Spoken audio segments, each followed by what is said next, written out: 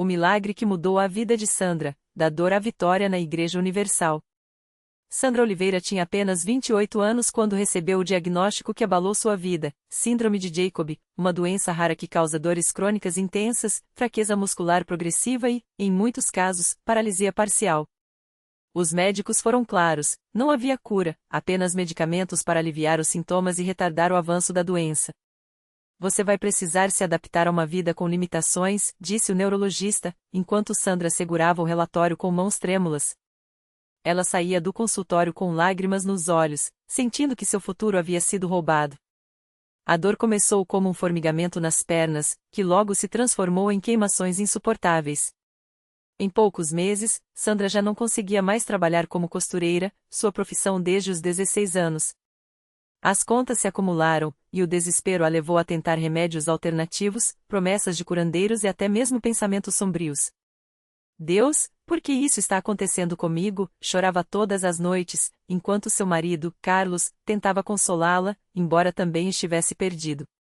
Foi então que Dona Maria, sua vizinha de longa data, bateu à sua porta com um convite que mudaria tudo. Minhas filhas, eu sei que você está sofrendo, mas na Igreja Universal do Reino de Deus, Deus faz milagres. Eu já vi pessoas saírem de cadeiras de rodas, câncer sumir, dívidas serem pagas.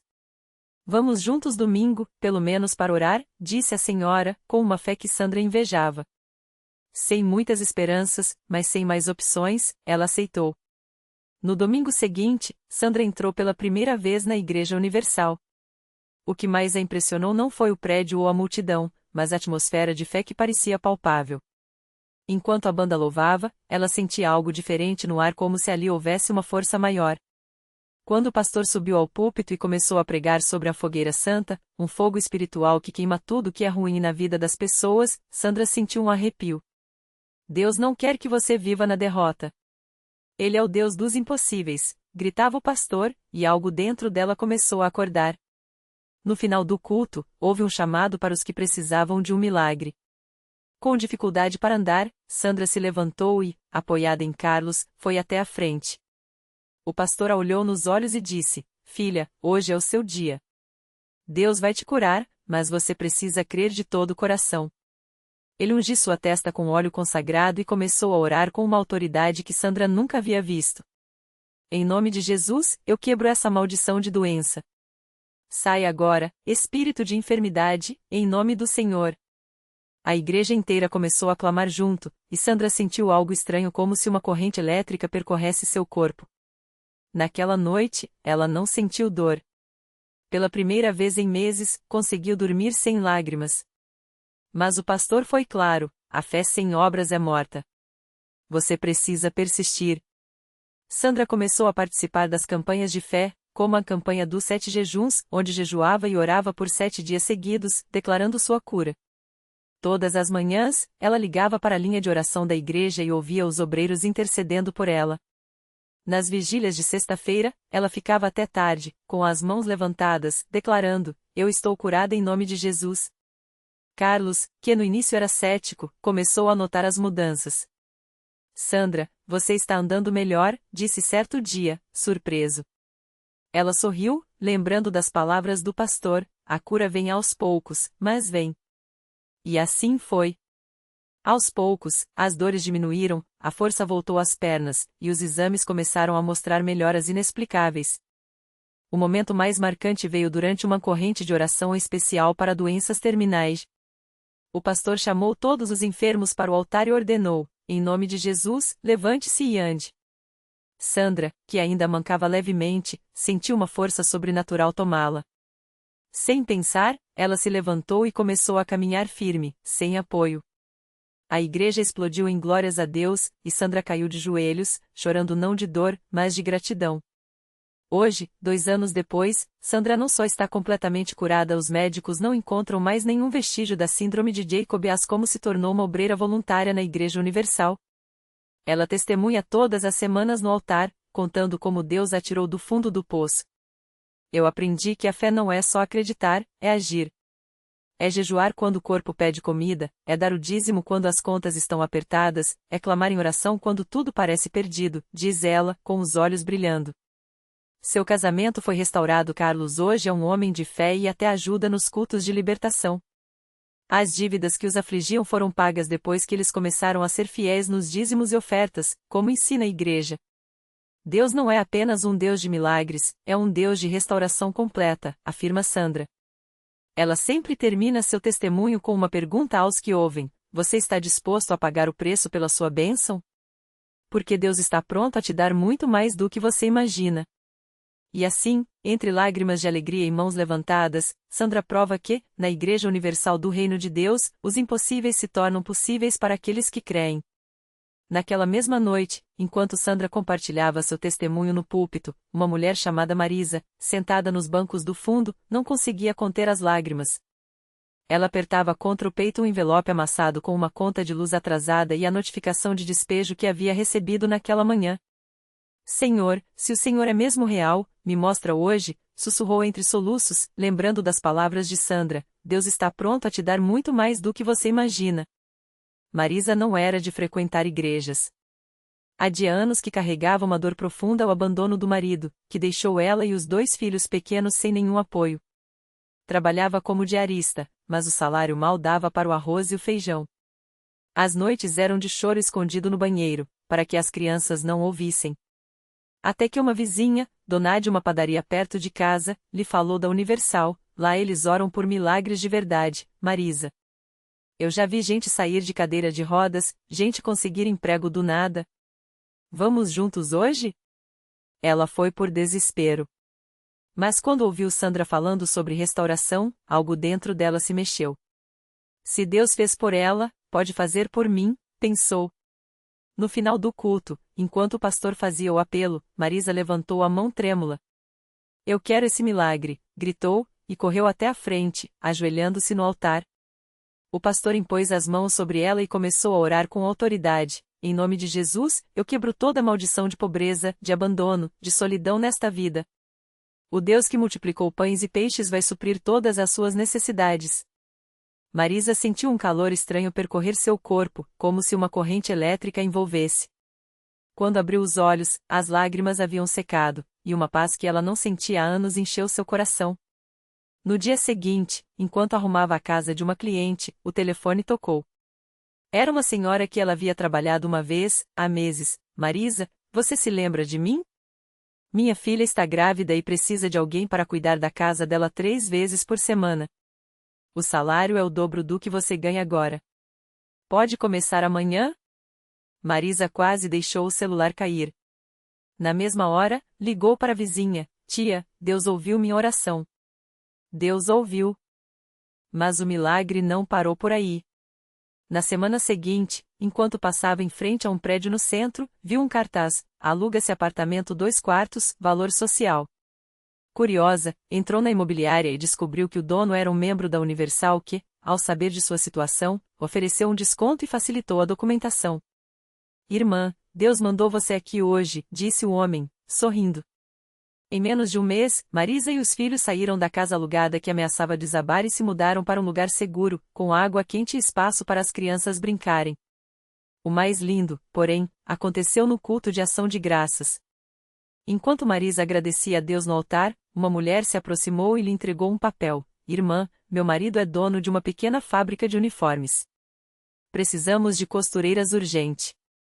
Se você quiser, o emprego é seu. Marisa não sabia costurar, mas a mulher insistiu: Deus vai te ensinar. Basta você ter fé. Hoje, 2 anos depois, Marisa é supervisora na fábrica, suas crianças estudam em uma boa escola e, no último culto de família, seu filho mais velho deu um testemunho que deixou todos emocionados: mamãe, eu vi Jesus no meu sonho. Ele disse que vai trazer meu pai de volta. Marisa ainda não sabe como isso vai acontecer, mas uma coisa ela tem certeza: o Deus que restaurou Sandra, que tirou ela da miséria e da vergonha, é o mesmo Deus que está escrevendo a história dela. Agora, toda quinta-feira, é Marisa quem está no púlpito, com o mesmo envelope amassado que hoje guarda não uma conta, mas o comprovante de sua casa própria contando para outros desesperados: se Deus fez por mim, que não tinha nada, imagine o que Ele pode fazer por você. Mas você precisa dar o primeiro passo. Você precisa crer. E enquanto ela fala, lá no fundo do templo, mais alguém enxuga as lágrimas e levanta a mão, pronto para receber seu milagre. Marisa não imaginava que, apenas 3 meses depois daquele testemunho do filho, o milagre que parecia impossível começaria a se desenhar bem diante dos seus olhos. Foi numa tarde de sábado, enquanto ela arrumava a casa nova, aquela que Deus tinha lhe dado, que o telefone tocou. Do outro lado da linha, uma voz trêmula, que ela não ouvia há quase 10 anos, falou seu nome: Marisa, sou eu. Era ele. O marido que tinha sumido, que tinha deixado só dívidas e dor. Mas algo na voz dele era diferente. Não havia mais aquele tom agressivo, nem arrogância de quem achava que não precisava de ninguém. Pelo contrário, soava quebrado, como um homem que tinha chegado ao fim de si mesmo. Eu tava numa cadeia no Pará. Não aguentava mais, Marisa. Lembrei de você, dos meninos, e de um sonho que tive. Um homem de túnica branca me segurou pela mão e disse: volte. Sua família está te esperando. Aí eu procurei a Universal mais próxima dentro da prisão. Os pastores oraram por mim, e hoje eu tô saindo. Mas não quero voltar pra rua. Quero voltar pra casa. Se você me deixar. Marisa segurou o telefone com as 2 mãos, sentindo as pernas tremularem. Não era raiva que ela sentia, era medo. Medo de acreditar, medo de se iludir novamente. Mas então, como um sopro, veio a lembrança das palavras do bispo: Deus não só muda as circunstâncias, ele muda as pessoas. Ela respirou fundo e, com a voz embargada, disse apenas: a porta da minha casa está aberta. Mas você vai ter que entrar pelo caminho certo. Domingo, você vem comigo na igreja. No domingo seguinte, o templo lotou mais cedo que o habitual. Os irmãos que conheciam a história de Marisa já sabiam algo grande estava para acontecer. Quando ele entrou, magro, de cabeça baixa, com roupas simples emprestadas por um obreiro, muitos não o reconheceram de início. Mas quando Marisa se levantou do banco da frente, andou até ele e o abraçou forte, o chão do templo pareceu tremer com os gritos de glória. O filho mais velho, aquele que tinha sonhado com Jesus, correu e se jogou nos braços do pai, chorando sem parar: Pai, eu sabia. Eu sabia que você ia voltar. O pastor subiu ao púlpito e, com os olhos brilhando, falou para a congregação: isso aqui não é coincidência, não é sorte. Isso é restauração. Deus não só trouxe esse homem de volta para a família, ele o trouxe de volta para si.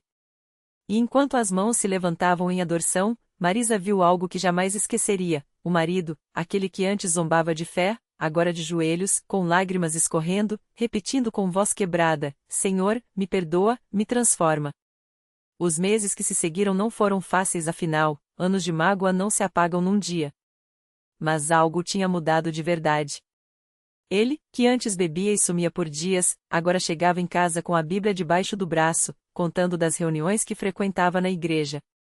As contas, que antes eram um pesadelo, agora eram pagas em dia, porque ele tinha arrumado o trabalho honestamente, através de um irmão da igreja que lhe deu uma chance. E Marisa? Ela não precisava mais esconder o envelope amassado agora, ele ficava em cima da mesa da sala, como um troféu de tudo que Deus tinha feito. 1 ano depois daquele reencontro, numa noite de celebração na Universal, foi a vez do marido subir ao púlpito. Com a voz firme, ele contou como tinha sido preso por tráfico, como tinha planejado se matar na cela, até que um detento lhe falou de Jesus. Eu achava que não tinha mais jeito para mim. Mas Deus mostrou que, enquanto a gente respirar, tem esperança. Quando terminou, a igreja inteira se levantou em pé, aplaudindo não só a transformação dele, mas a fidelidade de Deus, que não desiste de ninguém. Hoje, a família de Marisa é outra. Eles não têm luxo, mas têm paz. O envelope amassado virou símbolo. Agora, dentro dele, guardam não só o comprovante da casa, mas também a certidão de nascimento da netinha, filha do caçula, que nasceu depois que o pai voltou. Toda quinta-feira, eles estão lá, juntos, servindo café para os novos visitantes, olhando nos olhos daqueles que chegam quebrados e dizendo: se Deus fez por nós, que já estávamos no fundo do poço, Ele pode fazer por você também. Só acredita. E assim, entre lágrimas de gratidão e sorrisos de quem sabe que o melhor ainda está por vir, a história de Marisa continua sendo escrita não por ela, mas por aquele que segura a caneta e nunca erra uma linha. Um dia, enquanto serviam o café na Universal, Marisa notou uma mulher sentada no último banco, com os olhos inchados de chorar. Era Dona Clara, uma senhora que já tinha ido à igreja algumas vezes, mas sempre saía antes do final do culto, como se não acreditasse que aquela paz fosse para ela. Dessa vez, porém, ela não conseguiu se levantar. As mãos tremiam tanto que o copinho de café quase caiu. Marisa se aproximou devagar, como quem já sabe o peso de uma dor que não se conta com palavras. Sentou ao lado dela e, sem perguntar nada, apenas segurou sua mão. Foi então que Dona Clara soluçou: minhas filhas, elas não me perdoam. Eu errei tanto, minha filha. Eu as criei sozinha, trabalhei duro, mas no desespero, acabei fazendo escolhas que magoaram elas. Agora, uma não fala comigo há 5 anos, e a outra até me xinga na rua. Marisa sentiu o coração apertar, porque conhecia aquela dor. Lembrou das noites em que chorava no banheiro, pedindo a Deus que tirasse aquele vazio do peito, que trouxesse seu marido de volta, que curasse a revolta dos filhos. Mas também lembrou do dia em que, dentro daquele mesmo templo, ouviu uma palavra que mudou tudo: o que o homem não pode consertar, Deus restaura. Dona Clara, disse Marisa, com a voz firme apesar da emoção, eu já estive onde a senhora está. Já achei que meu casamento estava morto, que meus filhos me odiavam, que não tinha mais jeito. Mas Deus não olha para o que a gente fez, Ele olha para o que a gente ainda pode ser. A senhora precisa fazer como eu fiz, entregar isso aqui. Ela apontou para o altar. Não é fácil, não. Vamos chorar, vamos clamar, mas não vamos desistir. Dona Clara olhou para o altar, depois para Marisa, e seus olhos brilharam com um fio de esperança. Naquela noite, ela não saiu antes do culto terminar. Ficou. Chorou. Orou. E quando o pastor fez a oração pela restauração das famílias, ela segurou o banco com tanta força que os nós dos dedos ficaram brancos. Passaram-se 3 semanas.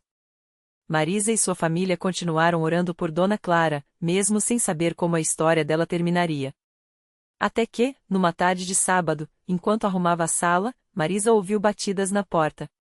Quando abriu, deu de cara com Dona Clara, e atrás dela, 2 jovens com os mesmos olhos tristes, mas agora úmidos de lágrimas diferentes. Elas vieram, sussurrou Dona Clara, como se não acreditasse. Minha filha mais nova ligou ontem. Disse que sonhou comigo, que ouviu uma voz dizendo que era hora de perdoar. A outra ainda está magoada, mas veio. Elas vieram, Marisa. As 3 se abraçaram no meio da calçada, sob olhares curiosos dos vizinhos. Não houve palavras bonitas, nem discursos. Só choro, só alívio, só a certeza de que algo maior que elas havia mexido naquela história. No domingo seguinte, Dona Clara subiu ao altar com as filhas. Não para contar um testemunho perfeito, mas para dizer, entre soluços, eu não sei como, mas Deus tocou no coração delas. Não é mágica, não é sorte, é milagre mesmo. E se Ele fez por mim, que já tinha perdido a esperança, Ele faz por qualquer um aqui.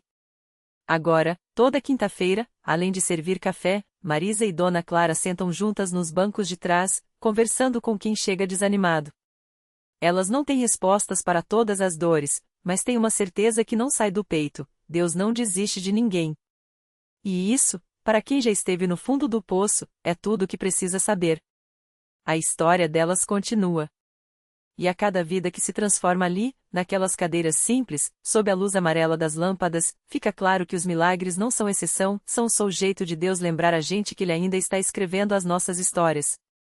E as melhores páginas, essas Ele guarda para o final.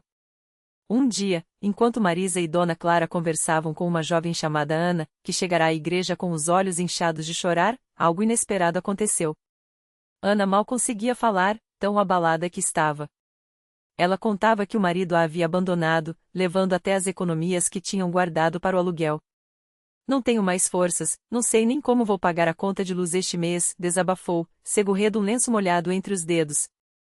Dona Clara, com sua voz calma, segurou a mão da moça e disse: minha filha, Deus não te trouxe até aqui para te deixar sozinha. Você veio no dia certo. Marisa, que já conhecia bem aquele olhar de desespero, completou: na semana passada, uma irmã deixou um envelope na recepção com uma doação para quem estivesse passando por dificuldade. A gente nem sabia para quem era, mas agora a gente sabe.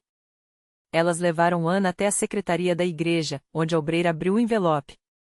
Dentro, havia exatamente o valor do aluguel de Ana e um bilhete: Deus prove para quem crê. Não desista. Ana caiu de joelhos ali mesmo, chorando não mais de dor, mas de alívio. Como é que pode? Eu nem contei meu endereço para ninguém, ela repetia, incrédula. Mas o milagre não parou por aí. No domingo seguinte, durante o culto, o pastor fez um chamado para oração por famílias restauradas. Ana, que havia voltado para agradecer, sentiu algo lhe dizer para ficar de pé. Tremendo, ela obedeceu. E foi então que, do fundo da igreja, um homem se levantou também. Era seu marido. Ele tinha voltado. Depois do culto, ele se aproximou, com lágrimas nos olhos. Eu não aguentava mais viver assim, longe de você e de Deus. Ontem à noite, sonhei com uma voz me dizendo para vir aqui hoje. Não sei explicar, mas meu coração mudou. Ana o abraçou forte, e os dois choraram juntos, enquanto Marisa e Dona Clara, ao lado, sorriam, sabendo que aquilo não era coincidência. Agora, toda semana, Ana e o marido servem café ao lado de Marisa e Dona Clara. 4 vidas que Deus resgatou do desespero e transformou em testemunhas de que, na Universal, os impossíveis têm endereço. Porque quando a gente acha que a história acabou, é justamente ali que Deus começa a escrever o melhor capítulo. E Ele nunca faz sozinho, sempre usa alguém, um envelope anônimo, um sonho, um abraço, ou até um simples café para mostrar que o milagre está mais perto do que a gente imagina. O café que mudou tudo. Aqueles domingos na Universal viraram mais que um hábito, era um reencontro com a vida. Ana e João, que antes mal se olhavam, agora serviam café com sorrisos que contavam uma história de restauração. Marisa, que quase desistira da fé depois da perda do filho, encontrava consolo em cada xícara que enchia. E Dona Clara, a mais velha do grupo, com suas mãos trêmulas mas cheias de propósito, dizia sempre: Deus não precisa de muito, só de um coração disposto a crer. Até que, num desses domingos, um homem desconhecido se aproximou da mesa. Seus olhos estavam inchados, como se tivessem chorado a noite toda. Ouvi dizer que aqui os milagres acontecem, balbuciou, segurando um envelope amassado, igual ao que Ana havia recebido anos antes, com um versículo que a salvara. João reconheceu aquele olhar, era o mesmo desespero que ele carregara. Sem hesitar, puxou uma cadeira: senta. O café tá quente, e a esperança também. Enquanto o homem contava sua dor, Dona Clara serviu-lhe o café com calma, como se soubesse que aquele gesto pequeno era a primeira página de um novo capítulo. Deus não muda as coisas por mágica, ela disse, apertando sua mão. Ele muda a gente pra gente mudar as coisas. E ali, entre o cheiro de café e as lágrimas que caíam sem vergonha, o homem entendeu: o milagre não era só o que Deus fazia por eles, mas o que fazia com eles através de mãos que serviam, ouvidos que escutavam, corações que perdoavam. Reflexão final. Às vezes, a gente pede a Deus um milagre estrondoso, mas Ele responde com um abraço, um café, ou um envelope anônimo, sinais de que nunca estamos sozinhos. O verdadeiro milagre não é só a mudança das circunstâncias, mas a transformação de quem a gente se torna no processo. Porque Deus não escreve finais e Ele reescreve começos. Lição de vida. Os impossíveis têm endereço sim, e muitas vezes, esse endereço é o coração de quem se dispõe a ser usado. Não subestime o poder de um gesto pequeno, pode ser justamente por ele que alguém vai reencontrar a fé.